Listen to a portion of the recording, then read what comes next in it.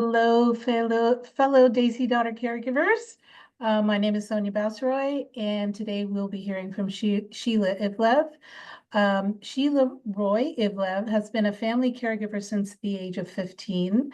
She's an occupational therapist specializing in mental health and wellness. Sheila is a published author, international speaker, mental health clinical educator, and workplace mental health consultant. Welcome, Sheila. It's nice to have you here. So if you want to start by telling us a little bit more about your expertise and your experience. Yeah, thank you. So I'm a Desi daughter too.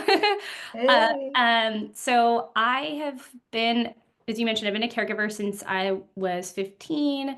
My mom is still alive, and so I mentioned to the ladies earlier, I was waiting for a call from the doctor that didn't happen. So sometime during this talk, there's going to be a call, and I'll try not to be distracted by it. Um, but I also took care of my dad until he passed away. So I would say, my expertise starts with my experience just taking care of my parents, navigating the healthcare system, navigating their complex needs. I've also been an occupational therapist for 14 years. I'm based in the US. So a lot of what I share will be a lot more kind of US context, but I'll try my best to share advice that is kind of applicable to anyone that is a family caregiver in different parts of the world. And my clinical experience is mostly in mental health psych settings, but I have gotten training and done quite a bit of clinical work in orthopedic settings. And so that would be where you'll see a lot of older people with joint replacements and fractures. So seeing somebody coming fresh out of surgery. And then I also worked for the VA, anyone familiar with that system in the US. And I worked with veterans from the moment that I worked with them until death. So it's a different funding system for most of us that are here. So unfortunately, those privileges aren't available to everybody, but just getting equipment, outfitting people's homes for them to spend the rest of their lives in their homes. Worked with a lot of people with ALS. So if you're familiar with the conditions that just are degenerating and can happen really quickly. So really getting people what they need to be able to do what they need and to be able to stay in their homes and not have to go stay in some kind of facility or institution if that's not what they want to do. Thank you, Sheila, for the introduction. Now we know you can relate to us here in so many Yeah. ways, and we really appreciate that. So, in your experience, what have been the top concerns or observations concerning the well-being of both the patient and the caregiver? Yeah. I would say, my background is primarily in mental health, and so that's one of the first things that comes to mind. And I would say for both the caregiver, and here I think most of us are talking about parents. Some people might be taking care of maybe some siblings as well with illnesses, but more likely, I'm assuming that the people in the group are helping take care of their parents. And so there's a huge shift in um, going from having a parent and being an adult to then having to switch to um, almost parenting and taking care of your parents. For some of us, that's a gradual process. For some of us, it happened quickly. And I would say, regardless of what that process has been for you, that adjustment is really difficult. And I don't think that, other than the space that you've created, I don't think that it's really the information's available of how do you even adjust to that. And so I think for caregivers, there's a lot of burnout. Um, and that burnout includes both physical and mental health issues that the caregivers themselves experience. Um, a lot of us tend to neglect our own health. And then from the parent side, the parents that you're taking care of, there are a lot of mental health concerns there as well as physical concerns. When you're in it day to day for those of you that are either living with your parents are living with you, or you're seeing them very frequently. It's hard to notice certain signs because you're just kind of in the thick of it. And so you're just trying to survive each day, minute, appointment, meal, whatever the heck it is. And so you might not even notice some of the things, some of the signs that are going on. Um, I'd say for everyone involved, caregiver and the person being cared for, there's a lot of social isolation. You might be together with that person, but your relationships have changed, right? You don't just get to sit and enjoy each other's company like you used to. You have to take care of them. And so there's a lot of sometimes arguments, frustrations, the dynamics of your relationship change. I would say for the caregiver, um, sometimes there's identity crises because we have to give up our careers, our interests. Um, Literally who we are. And as South Asian women, they're usually, unless you have parents that stray from the norms, there probably was never really a point in your life where you were encouraged to explore, who am I? What do I want to do? What does it mean to be me, outside of the expectations of our family, of our society? Maybe you got married, had kids, and then those were the roles that you took on. So your own personal identity outside of caring for others or others' expectations of you was maybe, I would say, I can say for me, definitely not something that I had a chance to explore. And so when you then start taking care of your parents as well, it further strips you of that opportunity to figure out who you are, what you want to do. And then kind of tied up in all of this is the biggest concerns is there's just not enough support. I mentioned no one talks about that switch in role of taking care of your parents, but being a family caregiver is unpaid. And not that it's easy to be a parent either, but there are at least books and social supports and kind of a social understanding of that process. And usually it's like a 0 to 18 situation where there is some relief with parents. We don't know how long our parents are going to be sick, how long they're going to live. And so within our healthcare systems, within our communities, there really just isn't much support out there to figure out, how do I navigate this? What help is there? What do I do when my parents aren't listening to me? What do I do when there's some kind of crisis situation? Because I'll say my dad had dementia. It's not typical psychiatric care. You can't just go to a psych hospital and be like, this person needs help. It's an older person with dementia, and there's really not much out there. So what, you know, with all that said, what are your top suggestions for caregivers dealing with this, and then general tips on assessing and understanding behavioral and physical changes? Yeah. I mean, I guess it's kind of hard to figure out like where to start, right? We're all in different places. But I would say, or actually I do know where to start. So as the caregiver, I think it's really important to start with yourself. We come from this culture of giving and fulfilling our duty. And so you kind of forget that you're a person, and that you exist in the equation. And so it's important to take care of yourself. If anyone's ever heard of the oxygen mask principle, you're supposed to, in case, right, if you're on the airplane, they go through this every time, that if the cabin pressure drops, you have to put the oxygen mask on yourself before even putting it on children, right? Or anybody next to you that needs help, because you're no good if you're completely incapacitated. And so I would say, as much as your parents' needs exist, it's important to take care of yourself first.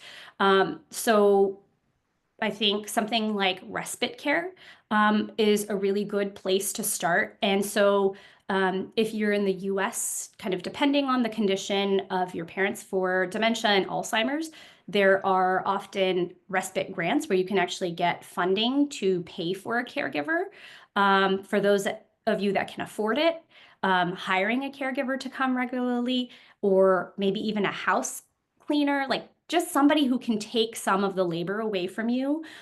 For people that don't have funding, um, just think about, is there somebody that can sit with or spend time with your parents so that you can just go somewhere and not have to worry. So you can just breathe, whether that's taking a nap, taking a long shower, um, you know, going to pray or going out to eat, whatever it is that you want to do for yourself. I think that's really important. Again, we kind of forget that we have to take care of ourselves. And so if there is a neighbor or a friend or a family member that can, you know, if the person you're caring for can't be home alone, if somebody can come in and just make sure that they're safe, if you can take a few hours to yourself, I think it goes a really, really long way. Even if you just go take a nap, and know that nobody's going to be bothering you, and the person's with your parents, they can call the emergency line, or if they really need to, they can get a hold of you. And so, you know, maybe you can put your devices away and you can just take a break. I would say, like, that's probably one of the most important things, because if you're going to burn out, you're not going to be able to make the best decisions for yourself, or for the family member that you're caring for. I'll start with there. I mean, I have like a million things that I could say. And so, and then how about some general tips on assessing the physical Yeah. changes as well as the behavioral changes? Yeah. So, you know, there's multiple parts to it. So you mentioned the physical. Sometimes the physical's easy to notice, not always. But I would say kind of the behavioral cognitive stuff is a lot harder. Cognitive is just the kind of like brain functioning, basically, is a lot harder. And so um, I think the easiest place for a caregiver to start is just noticing functional stuff, right? Like, um, before you go to the doctor and ask for additional testing or something, you kind of have to come with evidence. That's just how it is, sadly. I don't know any country where it's easy to just be like, hey, I have these concerns, and they're just like, oh great, let me do all this. You have to come with you have to come with some information to be taken seriously. And so noticing things like their memory, right? Are they forgetting little things? Are they forgetting big things? Just kind of paying attention. You know, I wouldn't say you have to necessarily test them, right? Changes can be sensitive. Sometimes, you know, the elder people in our life have the awareness that things are changing. Sometimes they may not, especially if it's like dementia and Alzheimer's. Um, but if they notice that they can't do certain things, it's probably frustrating for them. It could, you know, it could be a big hit to their ego and who they are, right? Their identity is shifting as well. You know, I mentioned the caregiver's identity, but same for our parents. You know, sometimes there's a lot of frustration with not being able to do certain things. So they might be hiding things from you, because they, for various reasons, right? They could be proud. They might not want to burden you. Maybe it's scary to them. And again, kind of culturally, I'm not used to having very open relationships with my parents and conversations about fears, and frustrations and things. And so, you know, just keep in mind that your loved one might notice some changes, but might not be communicating, or might even be hiding those things from you. So noticing if there are any shifts in memory. Mood is a big one. If you're noticing that they're frustrated, or that whatever mood you're used to kind of seeing them have, if that shifts, you know, those changes could mean many things, right? Depression, anxiety, all of those things happen as we age. For sometimes it's situational, and sometimes it's just different changes in our hormones and physiology and brain structure. And so just noticing, you know, often when we think about depression, we think somebody's sad and crying and isolating. But sometimes it's common for men to show like anger, frustration, agitation. But then again, that could also maybe be related to, again, brain changes with Alzheimer's and dementia. So just noticing changes in memory and mood. how they get around. This, again, you don't have to, I wouldn't say necessarily do any tests unless you have a really open relationship with your family member who who wants your help and wants to track this. If you're testing them, I think that could kind of really upset somebody as well, right? If you're trying to point out the things that they're doing wrong. And so you might notice with mobility, getting up and down from the bed, getting up and down from a chair, if it's taking them longer to walk the same distance or walk up and down stairs, just kind of notice those things. If they are almost falling, if they're falling, definitely those are things that any doctor is going to take seriously. If you're noticing issues with balance, noticing issues with strength. But I'd say kind of functionally, the activities that they do, are they doing less of something? Are they having a harder time doing something? Those are things that we can actually notice if we're paying attention to it. And then I'll add to that. So once you have that, that's your data, right? Then you can go to your different providers. So like an occupational therapist, a social worker, or case manager, or a physician can do cognitive screening to do official testing then to see if there's any changes in memory or cognition. There are specialists called neuropsychologists that can do comprehensive testing for, I would say, in, anyone that's living in a developing or developed country. There's geriatricians, so doctors that specialize in working with older adults. So, if your parents have had the same doctor since you were born, it might be time for them to change doctors, right? So they might need somebody who specializes in understanding the needs of somebody who's older. Okay, that's really good to know. And then any general rehab tips for caregivers to implement, so not everyone has the capacity to pay for outside resources because a lot of these insurances don't cover certain things. So access to outside or paid resources, any suggestions there? Yeah, so I'm going to start with this. This is very U.S. based. For those of us with parents over 65, they're eligible for Medicare, and so it's really important to start that process. And depending on the county you live in, there are services available for seniors. So sometimes people might not be able to afford things, but they might actually have resources that are available, free of cost, if not free, low cost. And so it's really important. Again, social workers and case managers exist in all the countries that the group members are in. And so if you have some of the questions about resources, you can ask your doctor to have you meet with a social worker. As I mentioned, social workers can do these cognitive screens as well. Sometimes doctors have social workers actually do that because they don't have that much time, right? So finding out what is available. If you are US based and you have Medicare, if your parent is at risk of falls and has a hard time leaving the house, they should be able to qualify for home health services. So usually a nurse comes in, and then there's physical therapy and occupational therapy available. Yeah, it's limited, but it's covered by Medicare. You don't have to pay anything. And so I think it's important for people to first figure out what's actually available to them in their region. For those of us in like the US, Canada, UK, translation services are actually supposed to be available. No one's ever asked me. My dad lost English language because of his dementia. No one's ever asked me if I wanted a translator. I was the translator and the family caregiver and asking all the questions and making the medical decisions. And so you don't have to do all of that, right? You're entitled to translation services. This is also US based, but I'm sure similar services exist in like UK and Canada, paratransit services. And so that's something that my mom does. I can't just stop working for all of my mom's appointments. So certain appointments, she'll have medical transportation, somebody who's trained to take a disabled person to her medical appointment. So I would start with that first. What is actually available. But for those that don't have those resources available where they are, I would start with safety.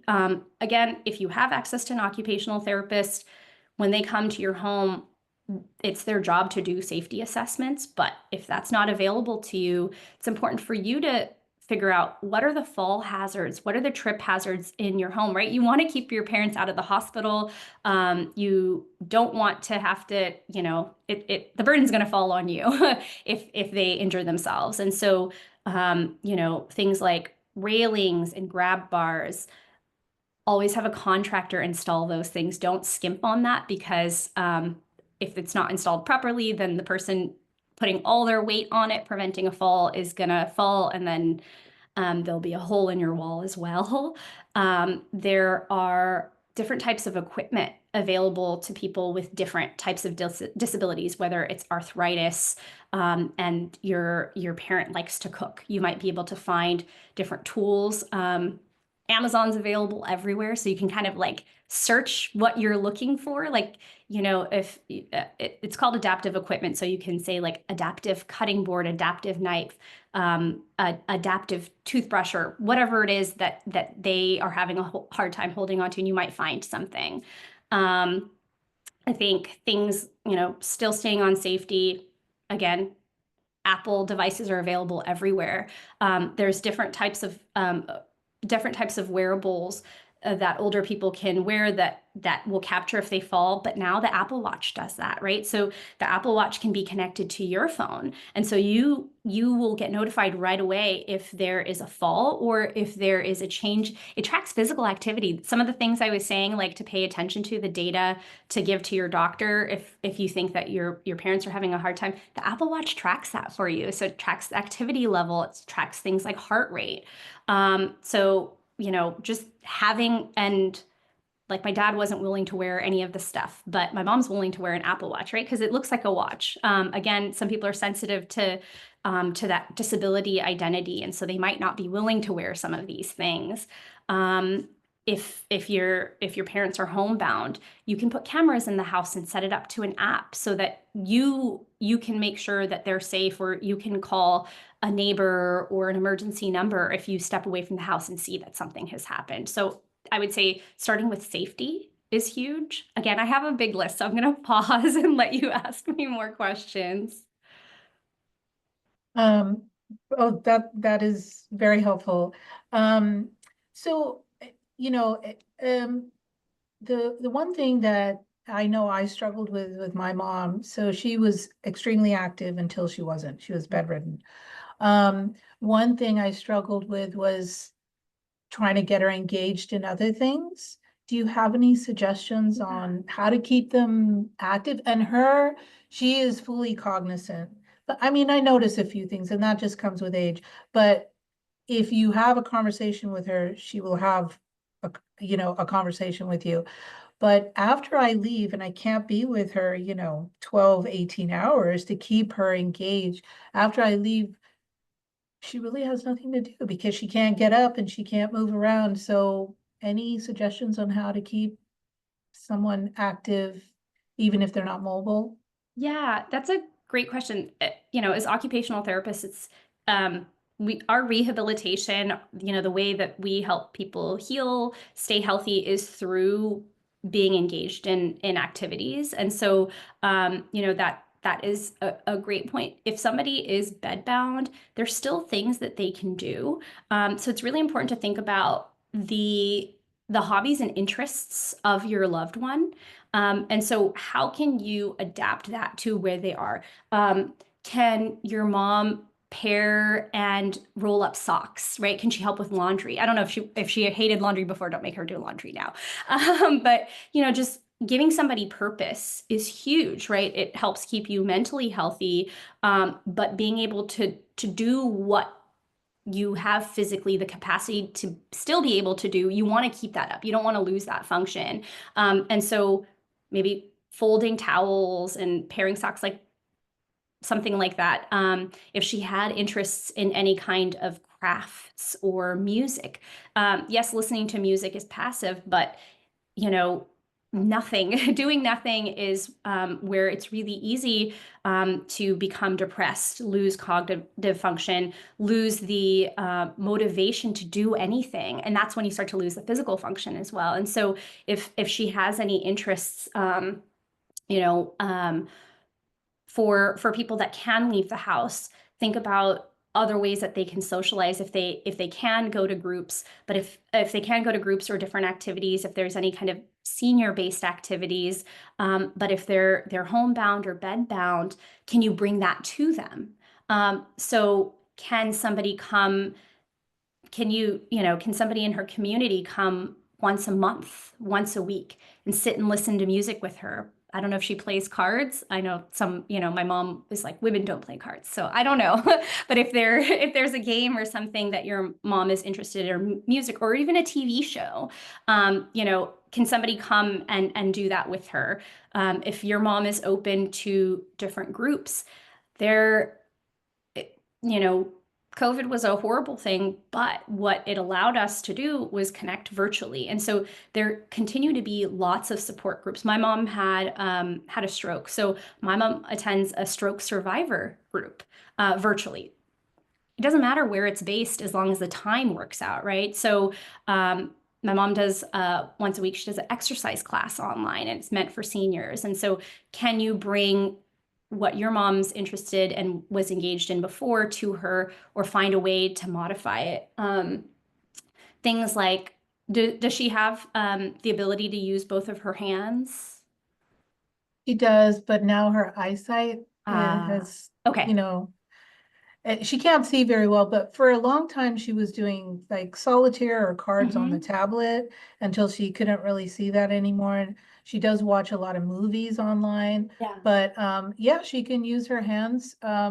She did have a fracture in her shoulder, in her humerus in her arm, and that kind of messed things up. But yeah, she can use both hands. I did have a suggestion, is that my mom loved cooking. That's all she did, right? So I would bring her to the table, to the dining table, and I would have her put things together for me, Mhm. not cut, but like mix the masalas, or, tell me what to put in, or, take the ingredients and put them all together, or whatever.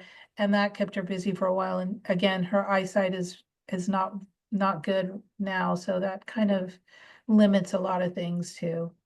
Yeah. Yeah. No, those are great. So making somebody recognize that they do have purpose, helping them stay busy. So yeah, chores, cooking, you could also, it's hard because you don't have time, but every once in a while, maybe you could ask her a recipe and you could write things down and take notes. And as you're cooking, if she's sitting next to you and she's not able to really see with mixing things, you can have her taste along in the process, right? So she's still involved in cooking, even if she's not fully able to engage. And what you were doing with like puzzles and different brain activities, like cognitive activities, things that make you think, are really important. And so for somebody that doesn't have the vision or the ability to use their hands, maybe it could be an audiobook. My mom used to listen to the Ramayana, right, on audio. And so just thinking of like, how can, like, this is supposed to be an OT's job, but OT's not going to live with you even if they came for 6 weeks or something, right? So you're going to have to figure some of these things out. Like, how can I adapt something that this person enjoys doing, so they can continue to have a little piece of it in their life? And it's not always going to be perfect. Sometimes it's frustrating. Again, I want people to recognize that, like, if you're presented with something you used to be able to do, sometimes there's sadness in, now I have to do it this way. So you might have to encourage them to just try. Hey, it's better than nothing, right? Do you want to do nothing and be sad and bored and lonely, or do you want to give this a try and just see how it goes? Yeah, those are really great suggestions. Yeah. Thank you. And I wanted to point Yeah, out, go ahead. so YouTube is free. Obviously there's ads for the free version, but there are lots of really great resources on YouTube.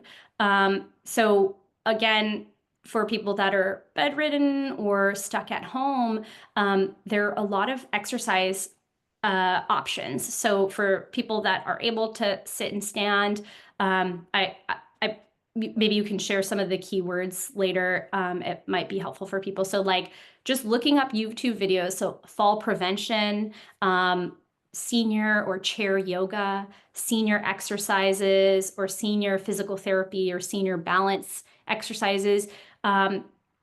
For those that are bedridden, you might even, again, you can type in some of those keywords. So if they have function of their lower leg, their legs, but they're not able to get up, they might be able to do some bed exercises. So you can Google senior bed exercise, not Google, but on YouTube, senior bed exercises or senior upper extremity exercises. So these are things that can still be done from the bed, right? So then that they continue to maintain function. So that's, more strictly rehab.